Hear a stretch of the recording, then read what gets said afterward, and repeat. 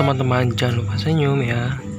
Bahan baku yang digunakan adalah crude palm oil yang ada di tangki 01 diteruskan dengan pipa menuju heater dipanaskan hingga suhu 110 derajat Celcius.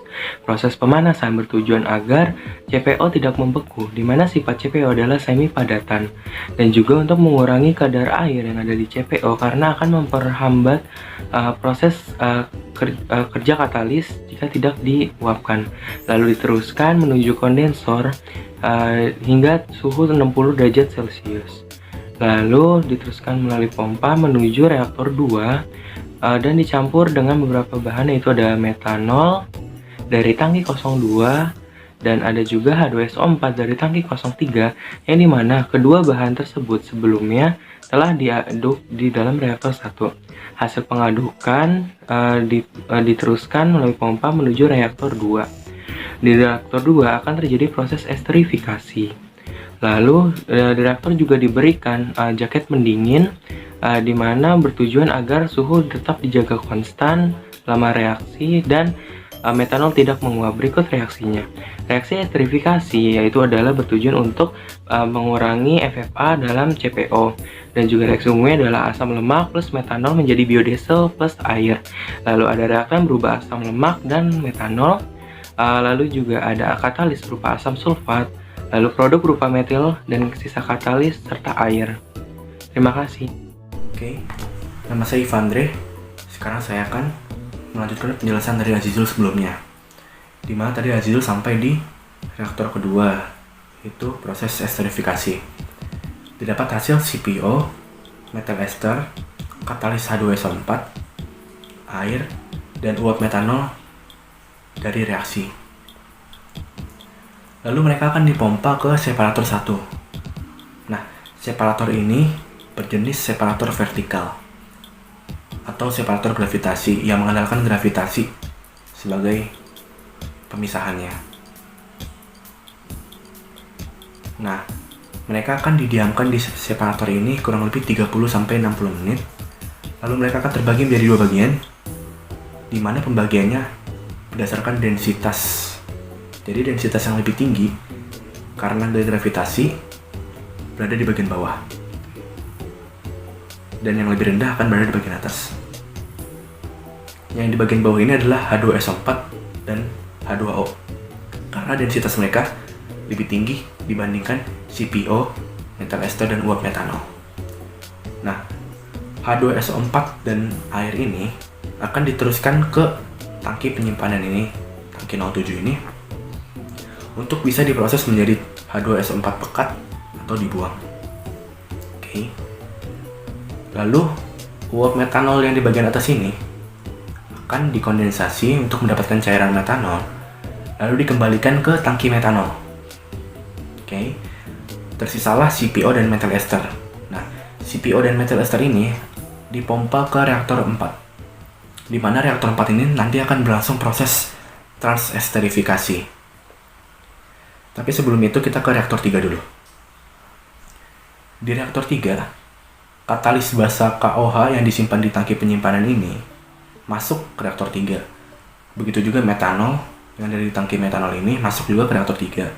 Mereka bergabung, diaduk. Tujuan menggabungkan mereka adalah untuk menghomogenkan. Jadi diaduk kurang lebih 30-45 menit. Terbentuklah kalium metoksida. Lalu kalium metoksida ini dipompa ke reaktor 4 untuk bergabung dengan CPO dan metal ester. Lalu berlangsunglah proses transesterifikasi. Persamaan reaksinya seperti ini. Trigliserida yang adalah lemak dari minyak CPO plus metanol dengan bantuan katalis KOH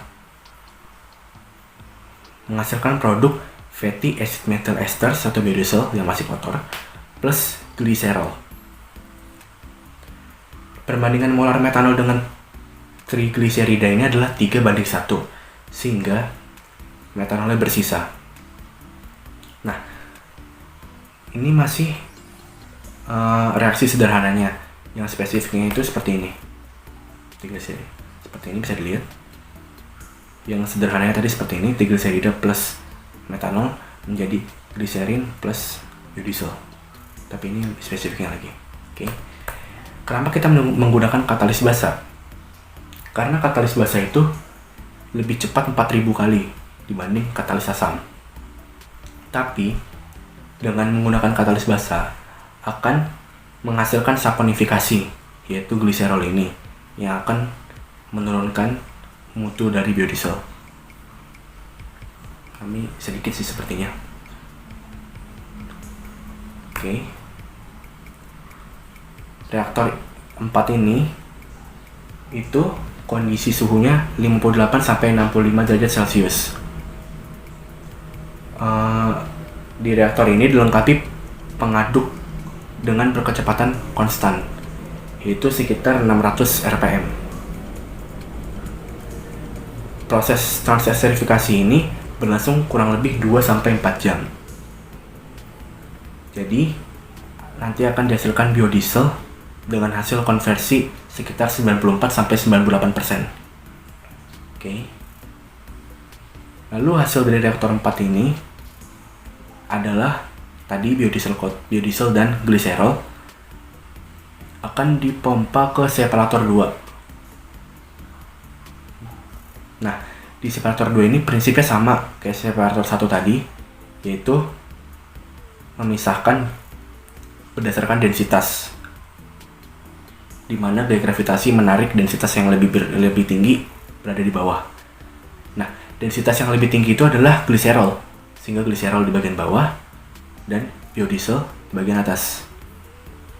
Nah, gliserol ini nanti akan dimasukkan ke tangki penyimpanan, sedangkan biodiesel akan dilanjutkan ke penyucian.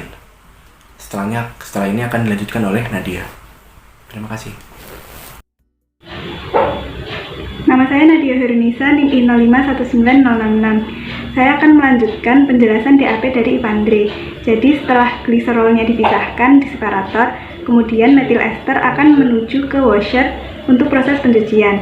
Proses ini bertujuan untuk menghilangkan zat-zat pengotor di metil ester seperti gliserol dan juga metanol. Air dalam tangki air akan dialirkan menuju washer untuk mencuci metil ester tersebut. Pencucian ini berlangsung pada temperatur sekitar 55 derajat Celcius dan juga dilakukan sampai mencapai pH campuran normal, yaitu 6,8 sampai 7,2 pH-nya. Setelah dari proses pencucian di washer, selanjutnya metil ester akan dialirkan ke dryer untuk proses pengeringan. Tujuan dari proses ini yaitu untuk menghilangkan kadar air yang ada di dalam metil ester. Proses pengeringan ini dilakukan dengan cara memberikan panas secara sirkulasi, di mana ujung pipa sirkulasi ditempatkan di tengah permukaan cairan pada drying. Proses ini memerlukan waktu selama kurang lebih 10 menit dan juga suhu 130 derajat Celcius. Setelah dari proses pengeringan ini, selanjutnya akan difiltrasi yang akan dijelaskan oleh Andres. Terima kasih Nadia. Di sini saya akan melanjutkan penjelasan dari saudari Nadia. Perkenalkan, nama saya Gideon Ragi Farini, Mino 51942. Nah, dari penjelasan Nadia tadi, metil ester akan keluar dari dryer dan masuk ke proses filtrasi. Bisa dilihat dari kursor saya menunjukkannya. Ini di sini. Lalu akan masuk ke proses filtrasi melalui alat filtration. Nah, alat filtration ini seperti saringan yang berguna untuk menyaring kotoran-kotoran seperti kerak selama di panjang pipa atau sebelumnya. Ukuran filtration ini berukuran 10 mikrometer dan hasilnya adalah metil ester murni yang akan ditampung di TK06. Nah, hasil ini sudah bisa dijual dan sudah murni dan bisa menjadi campuran solar dan kegunaan-kegunaan lain.